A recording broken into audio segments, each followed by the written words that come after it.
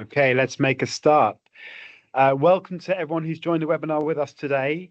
My name is Chris Cheyne, and I'm here today with a couple of characters. I'm here with Priyanka Agarwal, the CEO of Cyber-Logica and Torus, and David Brown OBE, who is also the CEO of Bristol Port Company. He's got a lot of insights to share with us today on his insights as a CEO of a large company, and also sits on the board of Cyber-Logica as well.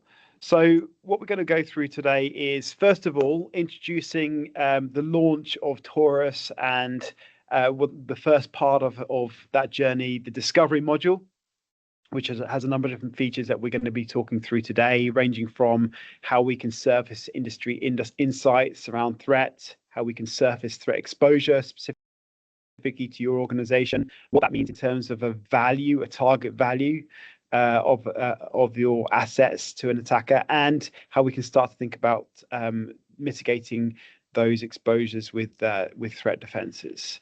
So we're going to talk around that discovery module, and just to put that a little bit into context, that's the first module of a series of 4 modules that we're going to be releasing over the course of the next weeks and months, which start with discovery, launching within the next few days, which includes our vector scan technology that is aimed at creating visibility around your environment, that will be then used within the analysis feature, which is forthcoming, which is all about scenario modeling, threat scenario modeling.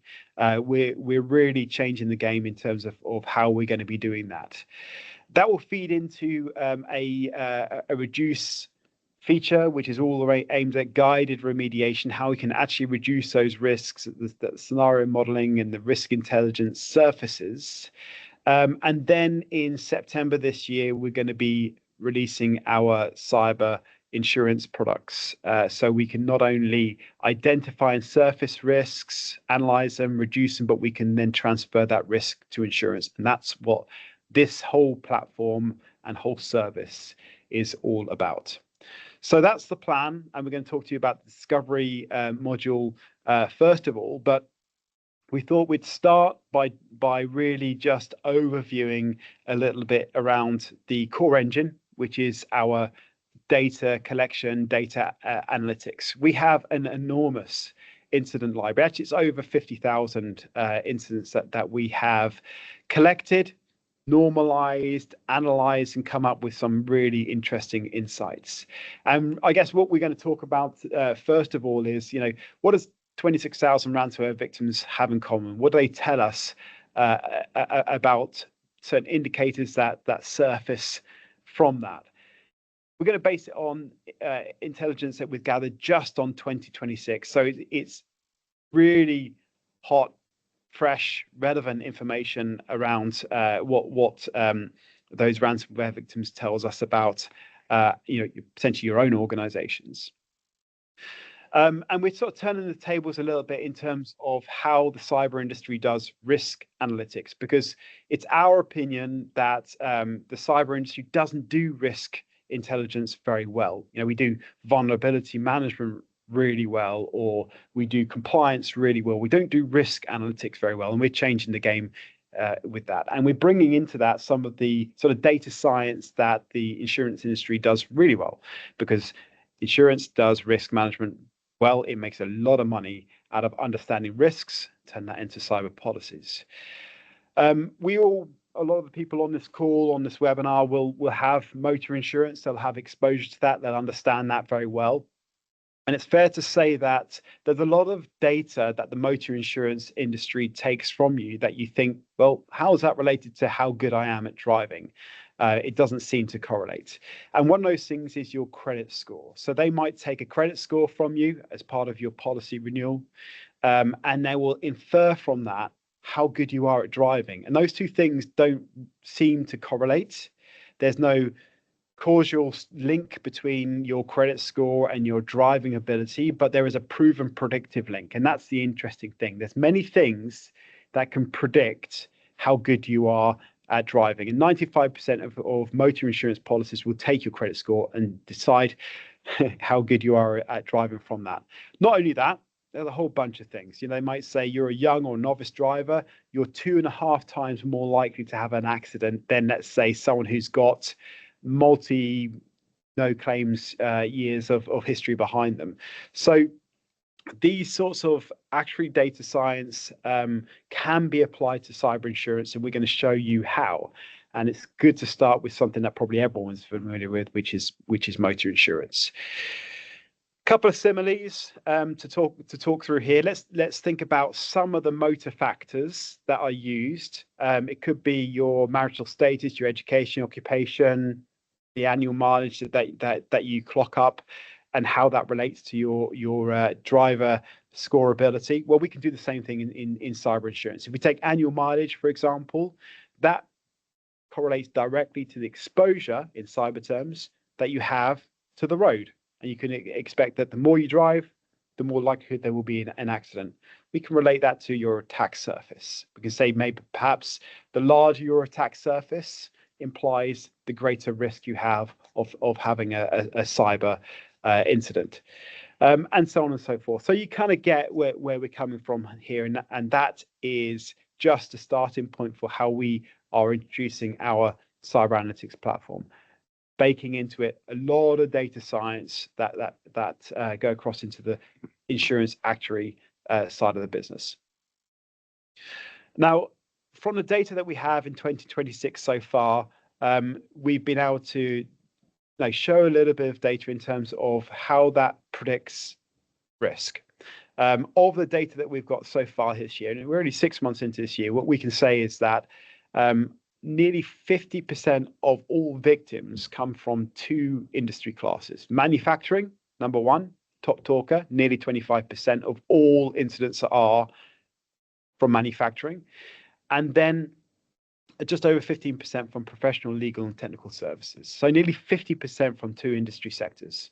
That's massive. That's a massive predictor of ransomware. But it doesn't just stop there. There's other industries that are heavily impacted as well.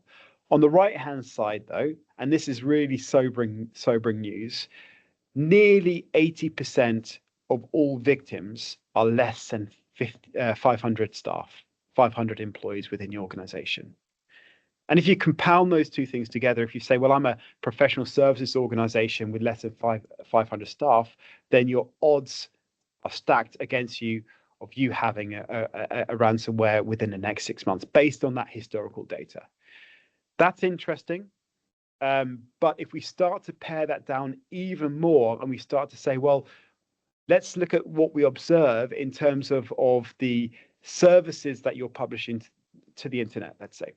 And what we do at Torus, beyond what normal, let's say, attack surface management tools would give you in terms of exposed IPs or ports or services, is we translate that into business logic. So we don't just say you've got an IP exposed, we say that you've got a server administrative control panel exposed to the internet. And we can start to analyze what that means in terms of your predictions for having an incident or ransomware or whatever the case may be.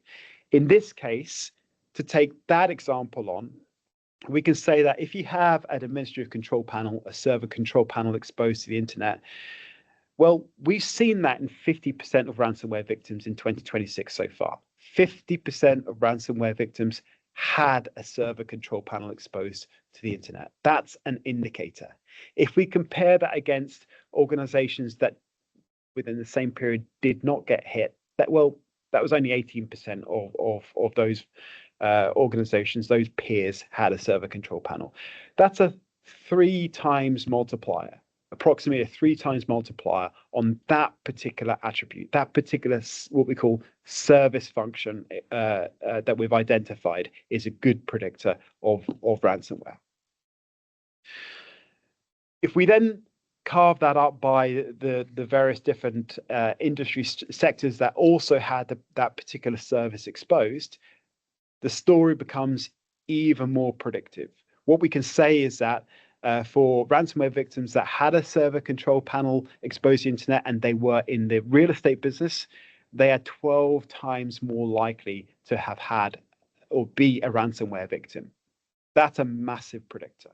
So with our ability to both collect that incident data, categorize it in terms of the services that those victims were publishing into business logic, we can start to build these rules that become predictors for different types of incidents. So it doesn't look good if you are in transport and logistics. I'm sorry, David, we've got to talk about this, but you are 6 times more likely to be a ransomware victim with a administrative control panel exposed to the internet than other services like technology and other business services.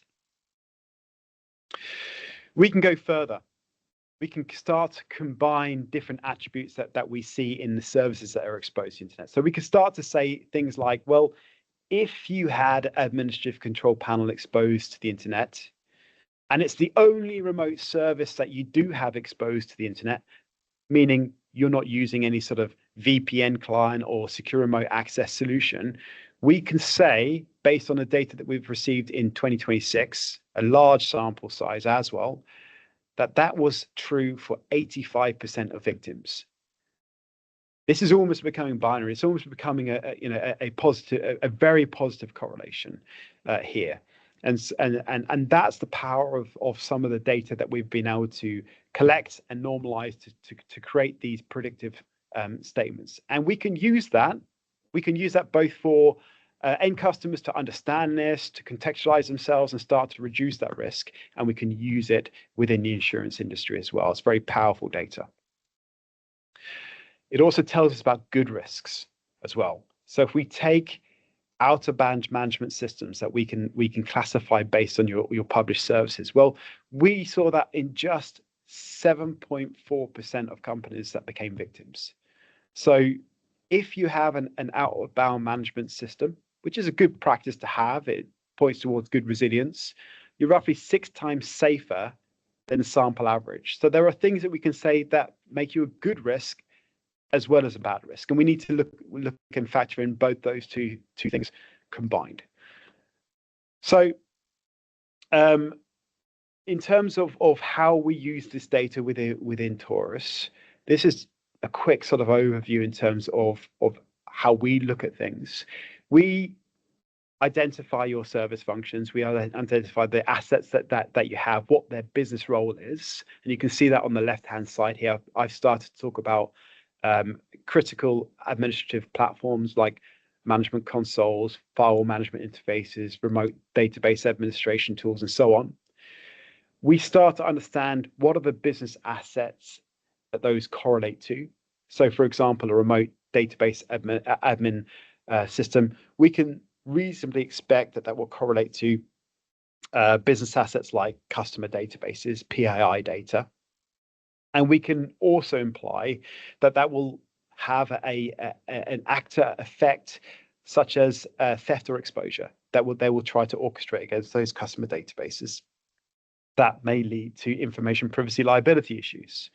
So the point is that we're able to link the things that we see in terms of the services, service functions, their assets, to an effect and a material loss. And that's really at a high level how this platform starts to pull together that data analysis and linking an exposed service to a material loss. It's very, very powerful, and we're not aware of anyone else that's actually starting to do that. So, David, you've seen some data there. Transport and logistics are one of the top talkers. How do you absorb that? What's your view, from a CEO of a major transportation logistics organization? Well, thanks, Chris, and good morning to everyone. I can't actually see you, but that really is another of the problem. I can't see the enemy at the moment. I'm not a cyber expert, but I did do 25 years in the military, and one of the phrases we had is the whole art of warfare is what lies over the other side of the hill. So what I fundamentally want to be able to do is be able to get to the top of the hill and see what is the threat that's there. I gave a lecture about 3 months ago to some MBA students at a nearby university, and the question I was asked is, why do you need a port when you have the internet? And I was slightly surprised by that question, but it reflected back. And the reason that you need ports, as you may or may not know, is 95% of everything in the UK comes into a UK port and goes out of a UK port. So we sit absolutely at the crosshairs of critical national infrastructure. And again, just to give you a relevant example, we do 25% of jet fuel into Heathrow. So 1 in 4 planes that take off from Heathrow have our fuel. If that network gets taken down, planes don't take off. And if planes don't take off, people get pretty cross pretty quickly.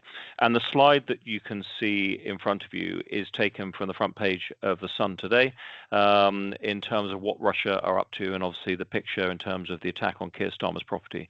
And again, the threat is absolutely real. There's no exaggeration, and it is only getting exponential.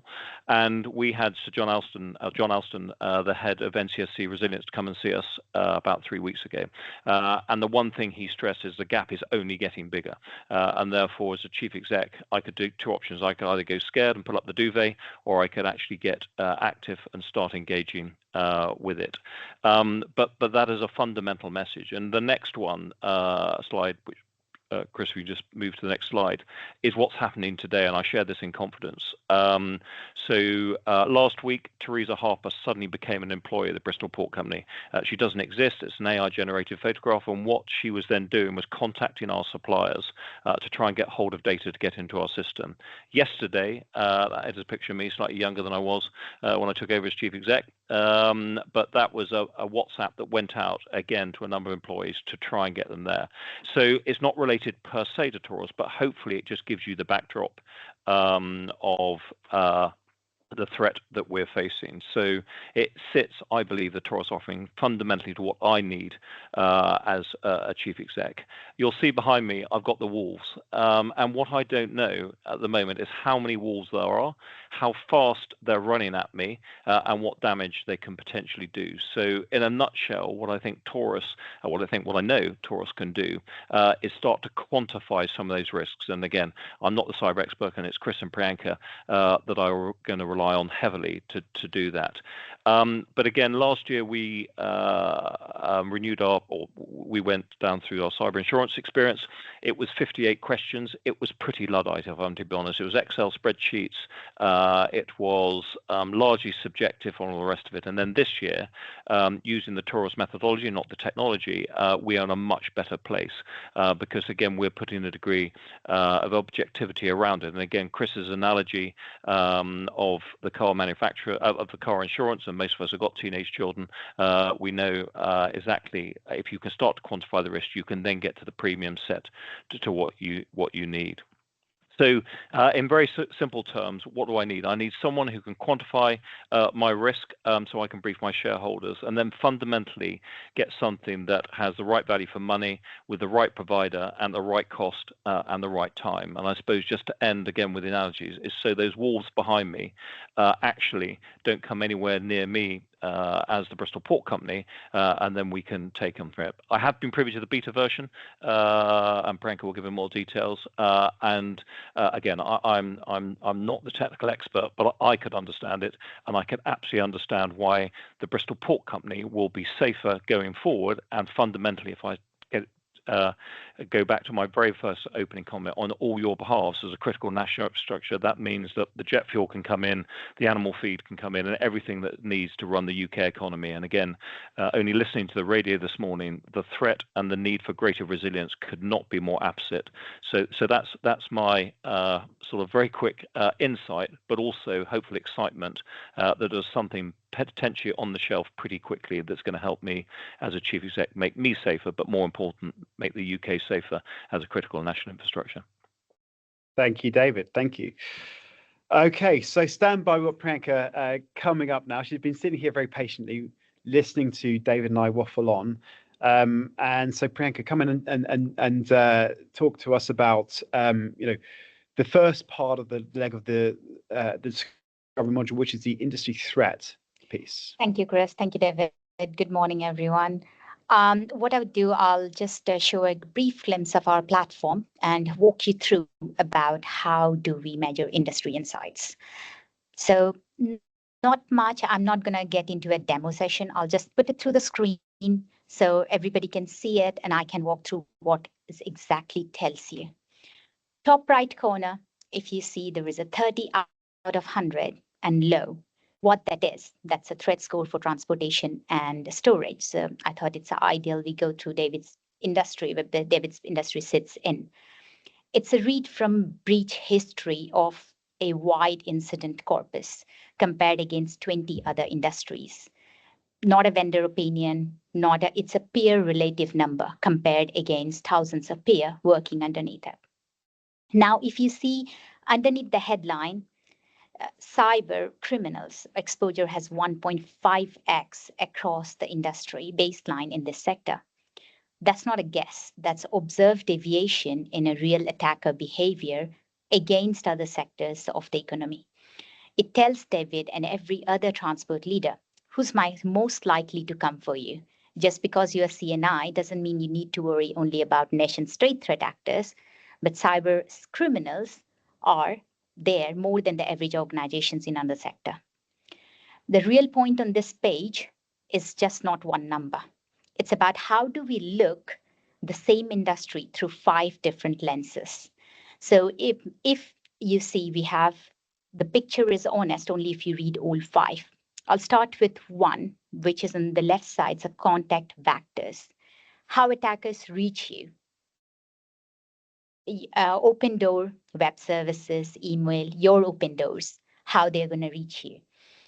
The effects, how they do what they do once they are in, the encryption, or they're going to do exfiltration, they're going to sabotage, what method they use, how they get first understood. They're going to use phishing? Are they going to use your exploit credential phishing? Motive, what they're coming for, financial, espionage, ideology, grudge, what their motives are. If I come back to the screen, the threat actors, what type of threat actors, who they are? They can be a privileged insider, they can be a nation state, they can be a cyber criminal. What type of actor is gonna go for you? 5 lenses, 1 industry. Every observation is compared against your peer. Every finding is a diagnostic. So when we walk through and David goes into board meeting and get asked a question, why are we spending what we're spending on cyber? He doesn't have to reach for a score or a color code. He can reach this page and can say it that I know how and what are the threat actors and how they're going to get into the organization. And how, as a Bristol Port or transport industry, where do we sit against our peers? This is what the risk intelligence is supposed to mean. Industry specific, peer relative, multidimensional. And so far, from our experience in the industry, 15 year plus, we have not seen anybody else doing the same, all 4 in one screen. And that's just the start. Next, we go to the exposure, where Chris will walk through how we calculate target value based on the threat actor. Yeah. Okay, just give me a moment. I will pivot back to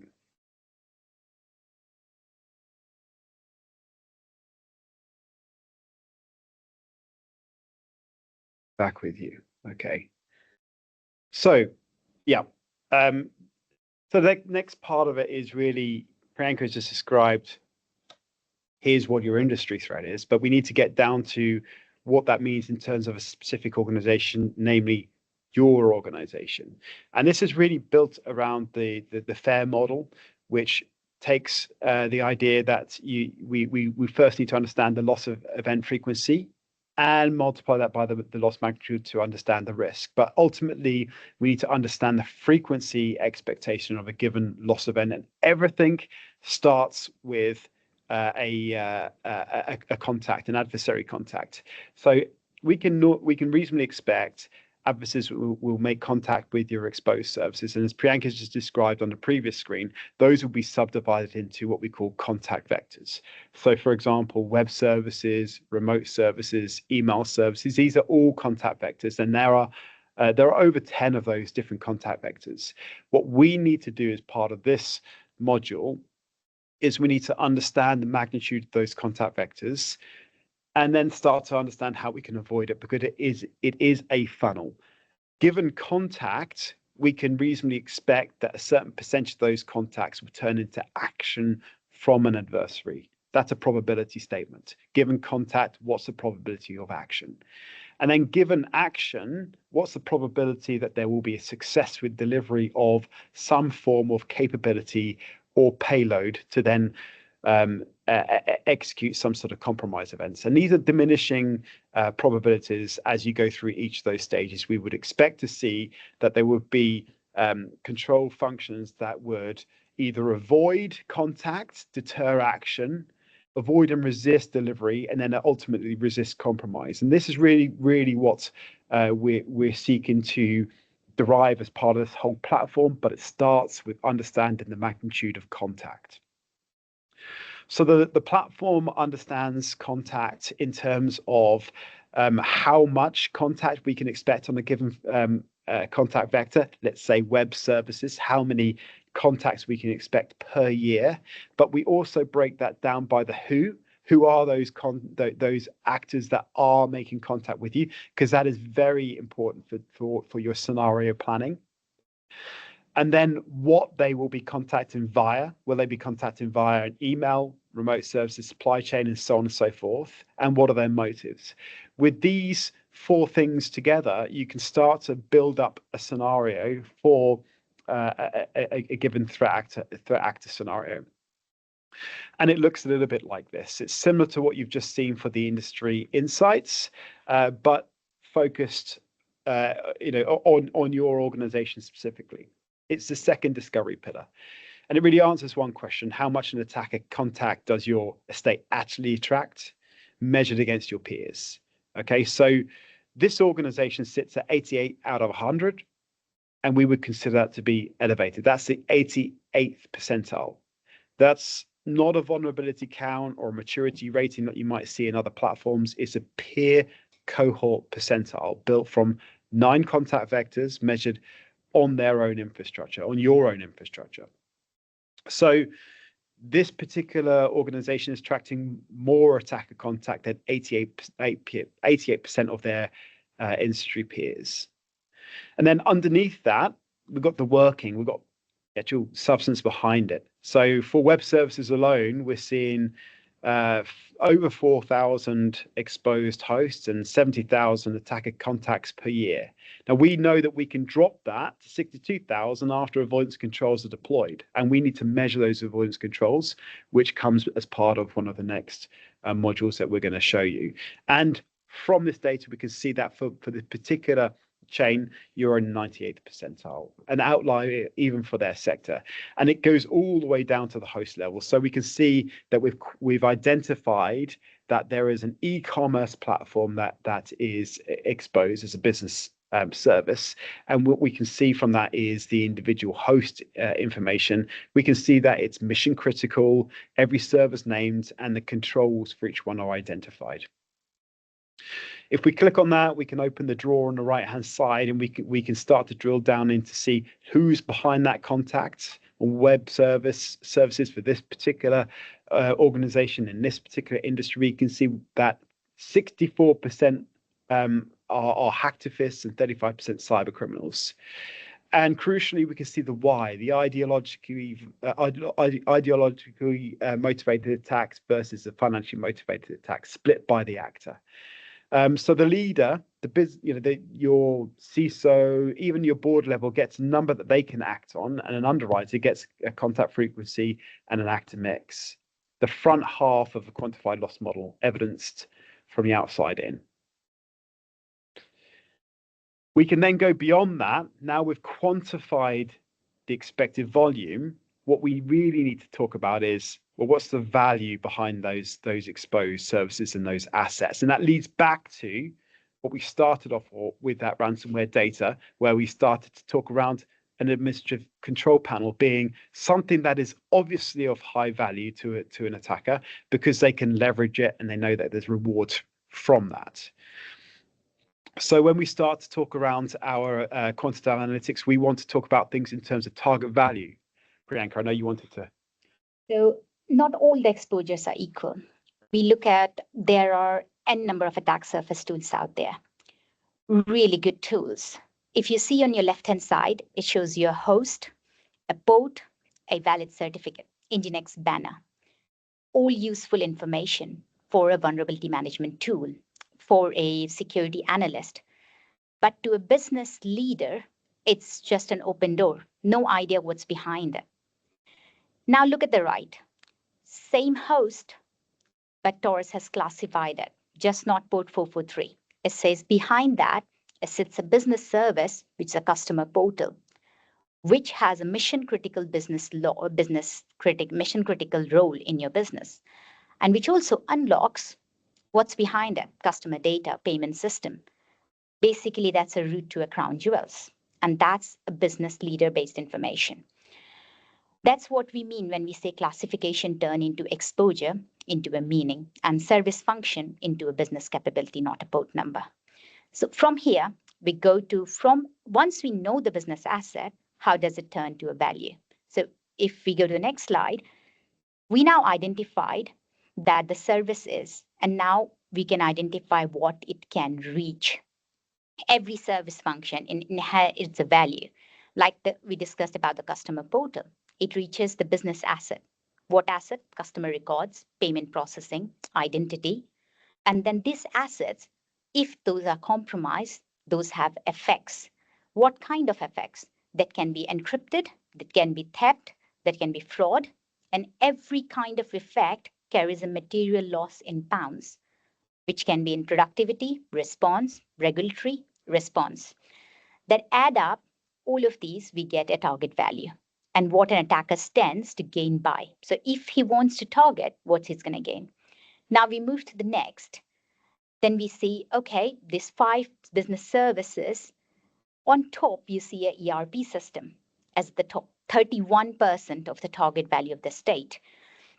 If you see, those both of them are open. And the bottom, you see a marketing website, 1.4%. And if you look from a attack surface tools perspective, it might tells you the marketing website is very critical because it is not patched, it has vulnerability. But if you look from a Torus point of view, it will say you need to reduce the risk on ERP system first because it carries more risk from a business perspective, not the marketing website. And that's rank surface every recommendation, what we have built Torus upon. Yeah. So again, what does that look like from a UI view? We always start with that peer cohort normalized value that tells us where do you sit relative to your peers. In this case, on this particular example that we're talking about with this organization that has this range of service functions that have been weighted and ranked and quantified, we can see that you're in the 90th percentile, which puts you into that elevated high position. And that's really, really important for us to start to, again, produce our threat scenarios based upon these actual business services, not just a bunch of IP addresses. Drilling down into that, we can start to see more context around, an overview of those assets, the value of them, the loss exposures that we can see within them. Again, we're not doing a demo of the platform, but if we were, we'd be able to click into these and see, what are the hosts, what are the controls associated with the ERP system, what's the infrastructure associated with it, and how we have detected those particular attributes. And it becomes very powerful. One simple example of how we can translate that ERP system into more loss type of language is for us to understand what we call the assets behind them. So we can see that an ERP system, for example, would be expected to have a number of different asset types. And if we look at the data asset types, we might expect it could have financial reports, or from a process point of view, it would be instrumental in orchestrating financial operations, procurement, and payment systems. So you start to get a sense of not just an IP address and a port that's exposed, but the service is an ERP system, and these are the assets that are linked to it and the implied effects and losses that can stem from those things, all correlated automatically. And again, just as a sort of final takeaway, drilling down into the host, the evidence that we're using to support that, the environment that it sits in automatically detected, the host name, port, and controls that are associated with that. So we go from the business logic down to the type of information that your IT administrators would also be interested in to evidence what we've actually detected. Okay. So we've gone through 3 of the 4 modules, and this is the 4th one really, and they're all interrelated. That starts to talk around the efficacy or the effectiveness of your controls. First of all, to start avoiding that initial contact, and that's where we're starting from with our first release. Is to not just tell you can expect this amount of adversary contact frequency, but how you can start to reduce that to get to a point where we've got the rewards from the controls that you have in place. So just a little bit of theory here, so we can build upon that. I showed you previously that we've got this funnel that starts with a contact, and it may lead to a loss event at the end of that trail. Let's take an example of an organization. This one's called Northwind Retail. It's completely fictional, but let's take, for example, that they might have a web service that's got a particular URL associated with it, and this would be an e-commerce platform, and that's one of a number of web-facing hosts that they've got published to the internet. What we would do is we would assess automatically the expected contact frequency of that particular asset with a minimum and a maximum and an expected value here of the frequency at the start of this chain here. Now, what we want to be able to do is we want to say, well, if we can expect that there would be 44 individual adversary or attacker contacts on that particular service annualized, how can we reduce that? And the answer is controls, as I'm sure everyone knows on this call. We can automatically detect a number of controls. We can see that you might have a WAF enabled, a secure remote access solution, or some sort of MFA solution. That's possible to see with exposed assets, but we can also collect this data directly from the portal, so we can start to understand how your controls are provisioned and how that can reduce the efficacy or reduce the amount of contact. So, for example, you might have a web application firewall, a Cloudflare solution, and there are a number of different features that may be enabled or disabled. We've identified from this the effectiveness in reducing the threat activity for each of these individual features and how they stack up to combine and give a group level avoidance efficacy. So in this case, we could say that if you've got all of these things deployed and enabled, we might be able to identify an 80% degree of efficacy in reducing the amount of contact from an adversary. Okay. Of course, controls stack up.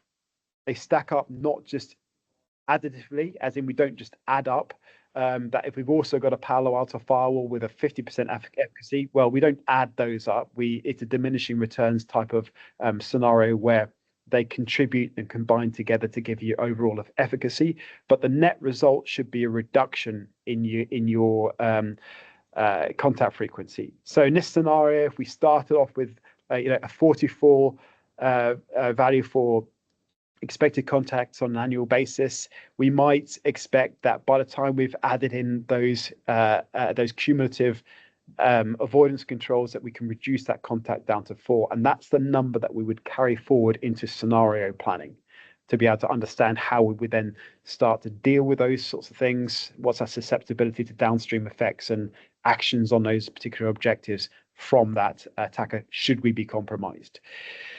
And that then ties together the 4 modules of the first release, which is the industry insights, the threat exposure, the target value, and the threat defense modules coming together and working together to give you that overall picture and visibility into your environment.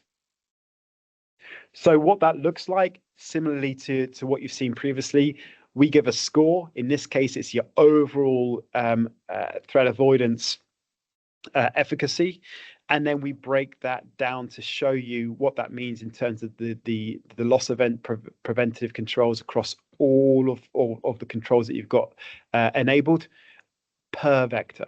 So in this case, we've got highlighted a web application as a contact vector and your avoidance function for that, and a particular controls that support to reduce the contact frequency.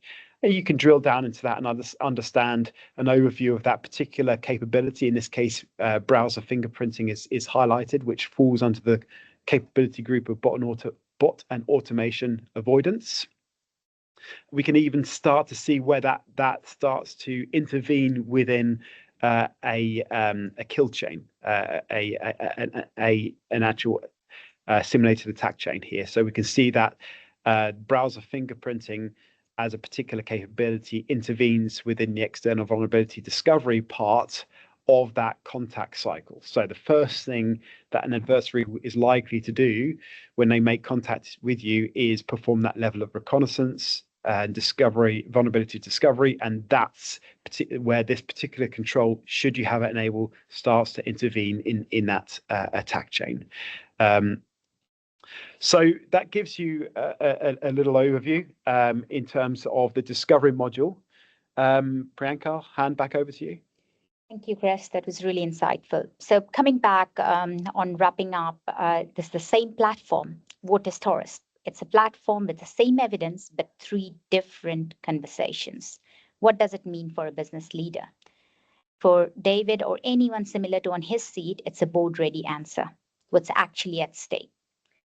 Which control moved the needle? The conversations he wanted to have with his board years ago, and finally he can. Next, the second audience, our underwriter. It's an actual edge, risk priced based on evidence, not a questionnaire that was out of the day when the insurance premium was signed, but it is a real-time actuary edge predictors. And what it means for the broker, sitting in the middle, the difference between being a messenger and an advisor, showing your customers the working, defending the premiums with the data, becoming the partner who reduces a customer's risk, not just the one who delivers the renewal. So that's what we are as a Torus.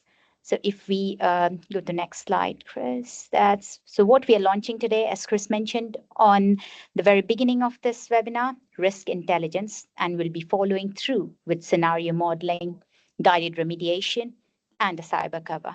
So we are not just doing the insurance, we're making sure we're discovering first, analyzing it, helping you to reduce it, then we cover you with the residual risk. Thank you, everyone. Before everyone finishes, can I just ask a quick question as sort of the business thing? So I absolutely have now understood, or an element of understanding of some of the technical stuff. So I've spoken to my FD, I've pushed go on the purchase order, it's come through. So on Monday morning, what do I actually get to see as the chief exec, or what does the Bristol Port Company get to see in reality? So 3 things, not more dashboards, definitely, fewer dashboards. So one, you will have number in pounds, the scale of your exposure. Defensible, you can show the evidence, something your CFO can finally do something with, because generally in cyber, the CFOs are the one who decide your insurance decision, but then don't actually have the evidence to back it up. 2, a ranked list of levers. So which one, like we saw in the ERP system on a marketing website, they both are risky, but which one to fix first to get more benefit in reducing your financial loss. 3rd, record for every claim end to end. So if your board, underwriter, regulators ask, you can answer it.